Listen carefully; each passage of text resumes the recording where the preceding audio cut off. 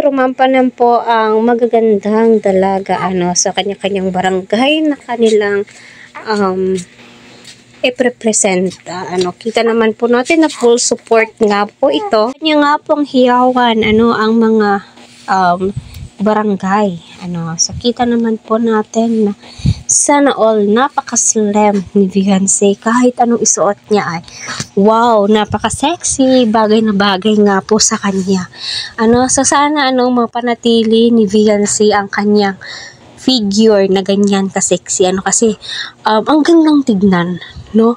Napaka-flawless din po niya. Kita po natin yung waistline po niya. So, alam naman po natin, normal po yan kasi dalaga pa naman po itong si Beyonce. At kita naman po natin, na full support ang kanyang pinsan. Kaya patuloy po natin suportahan si Kalinga Prab, Kuya Val, at ang buong team, Kalinga Edu, sa mga scouters nga po dyan.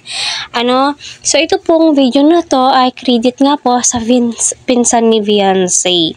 Ang masasabi ko lang, go Beyonce, kung anong sa tingin mo na mas makakabuti sa'yo, dadagdag ng confidence mo kasi marami nga pong nakapanood dito. So, panoorin muna natin tong maikling video clip.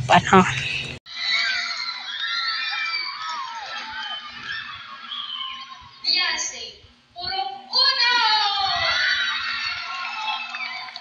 Kasabihan! Anong kasabihan? May kasabihan? Ang hindi tumingin sa akin. Dahil na, kasabihan, kailangan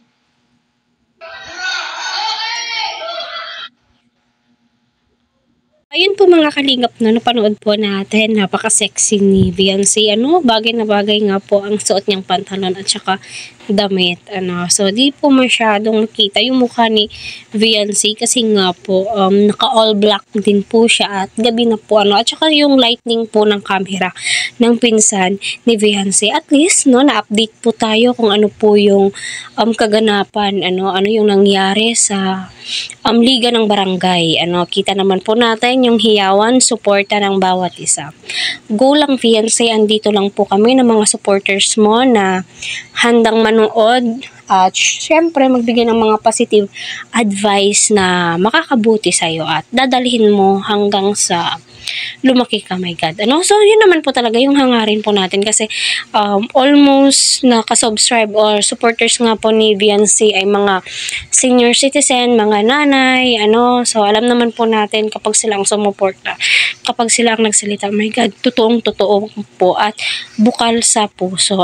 So, go Beyonce, abang-abang po kami sa update. Sana ay pumunta itong si Kalinga Eds, para sa ganon ay dagdag kilig.